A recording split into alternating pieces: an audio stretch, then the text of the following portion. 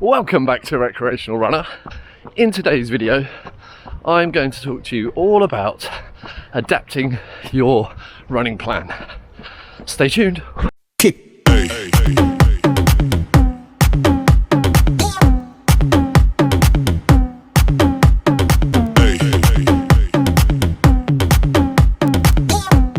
Thanks for sticking around. So, what are we talking about? We're talking about adapting. It's crucial to be able to adapt any running plan, whether you're just training for exercise and fitness, or whether you're training for an actual race, whether that's a virtual race in the current climate, although physical races are now starting to open up again, which is brilliant. But for most of us, right, we are everyday runners, we are recreational runners, we're not pro athletes. If you are a pro athlete and you're watching my channel, thanks very much. Drop me a comment. If you've ever been paid to run, I certainly haven't, and I certainly won't be anytime soon. Most of us, you're going to have one or more of the following. You're going to have a full-time job, even a part-time job. You're going to have a home that you want to look after, maintain. You're probably going to have friends or family that you want to spend some time with, and you may have a myriad of other commitments, but running's key to you. It's a hobby, it's a way of keeping fit, it's a way of breaking goals and improving yourself.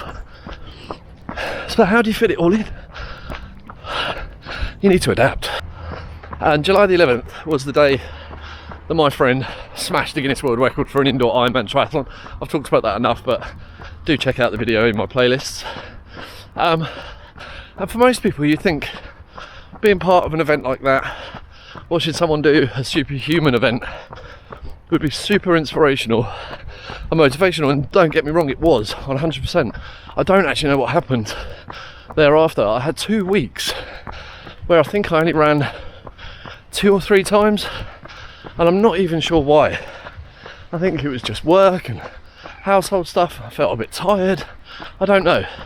And the tiredness isn't anything to do with my current training plan, because I'm doing this MAF running, maximum aerobic function running. So I'm running to a heartbeat of 132 beats per minute, as you know, which is nice and slow, conversational pace, and it helps mitigate injury, helps you run further, run longer, and build up endurance. But I just lost. I don't know what happened. So I had to sit back and take stock. And what I quickly realised when taking stock is, evenings, although the MAF running started, being super enthusiastic, not tired, loads of energy, really enjoy my running again. So I highly recommend it to anybody for those reasons. But it was taking over my evenings again. Now, you're working from home, we have a baby, or 17, almost 18-month-old, and you've got dinner to prepare, you've got a house to keep tidy at the end of the day. I was going out for a run either before dinner whilst my girlfriend's preparing it, or after dinner but giving myself a couple of hours after dinner. It just wasn't working. It wasn't fair on her. She's doing all the evening routine work, and then when she finally gets to relax, I was going out for a run, and then I was coming home and it's 10 o'clock, time for bed basically. So that's why those 2 weeks I realised I'd actually just lost interest. I had a lot going on in my mind, and it made me kind of just go, nah, I'm not going for a run tonight. Not because physically I wasn't up for it, it was just mentally, really. So I've adapted. We'll talk about that in a second.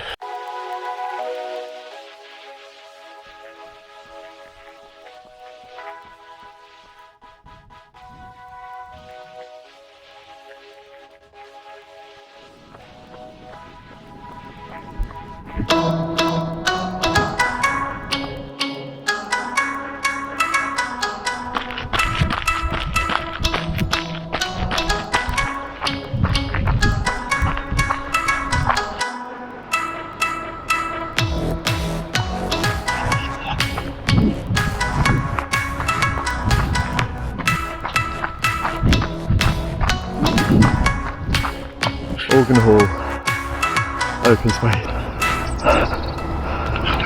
Well, I don't know what it is about this park.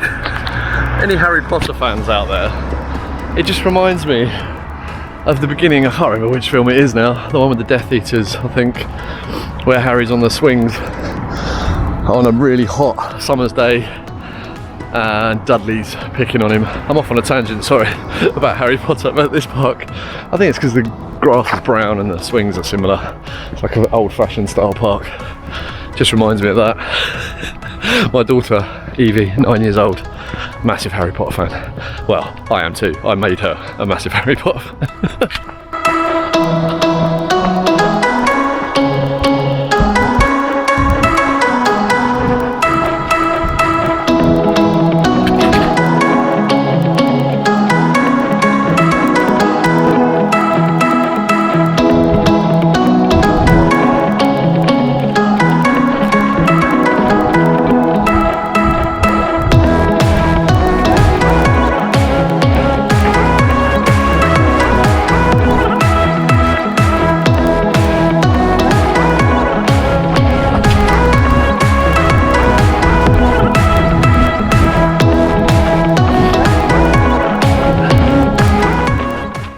So if you've watched my channel for any length of time, you'll know I've said repeatedly, I'm not a morning person, I'm not a morning runner. I don't really enjoy getting up early and going out for runs.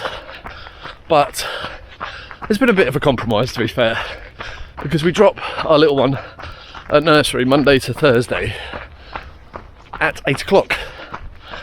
And then I'd come back, it's literally 5 minutes walk around the corner, and I'd come back and have some breakfast, take my time, you know, log onto the computer, start working for around 10 to 9, 5 to 9. I suddenly thought that kind of 50 minutes was nothing time. I was doing pointless stuff. So I was like, hang on, let's adapt. So that ability to adapt is super important. You've got to find what works for us, right? Everyday runners, recreational runners, non-professional runners, fit it in how it suits you. Now you might have been given by someone or downloaded yourself a very specific plan to reach a specific target pace or time for a specific event, you know, whether that's 5k, 10k, half marathon or beyond. And you might look at the plan and you're following it and you're not enjoying it. There might be elements of it you absolutely hate. Adapt it. Don't be afraid to adapt it. Swap out a session. Drop a session if you're finding you're too fatigued. Adapt it. And I've said it before numerous times. If you're sick or something, or you miss a session for any reason, you just don't get out on that session. Never, never, never, never try and add it back in. Just do what the rest of the plan says for that week, and forget about it. That's a lost session. Never try and cram it back in, because the second you cram, you start risking fatigue and injury. But the most important thing with all of this is adapt what suits you so you enjoy yourselves, and it's all about that happy running. So another little thing I just wanted to mention as well is that 2-week break I had. I say break, I did run a couple of times, 3 or 4 across 2 weeks. Not great, it is a break really. Yeah, having the 2-week kind of lull in training didn't negatively impact my training, and that can happen, especially when you've started a new block and you're well into that new block. Sometimes having a little rest is a good thing, but be careful, because not always. Sometimes if you have 2 weeks out, you've almost got to start all over again, which I wouldn't recommend. But I've come back into my math running. I'm on run 21 today, and last week and the week before, every single run, virtually every single run, I found it way easier to maintain 132 or 133 beats per minute than ever before. My last few videos you probably saw, I was talking about trying to keep under 140, trying to keep up 135, but now I'm finding it super easy to do 132, 133 at a very similar pace, if not a little bit quicker sometimes, than I had been doing previously. So the rest did me no harm at all.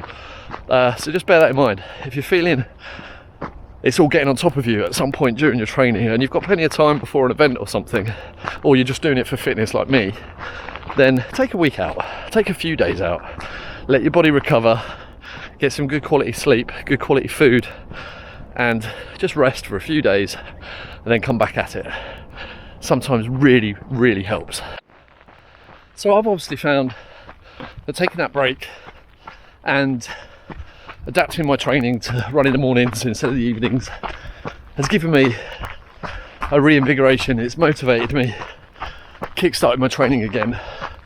And that happens, as I said, you might get into a bit of a rut with your training and you need to do something to get it going again, get that drive back again. It certainly worked for me. 2 weeks in, feeling great, looking forward to the long run this weekend.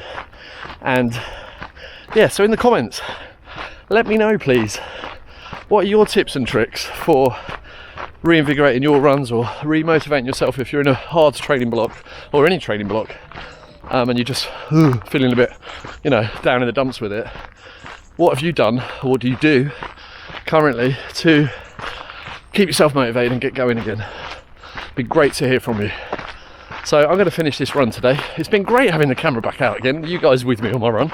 I've done so many runs without the camera. I must admit though, it does affect my heart rate, as I said before, which is why I keep walking when I've got a lot of talking to do.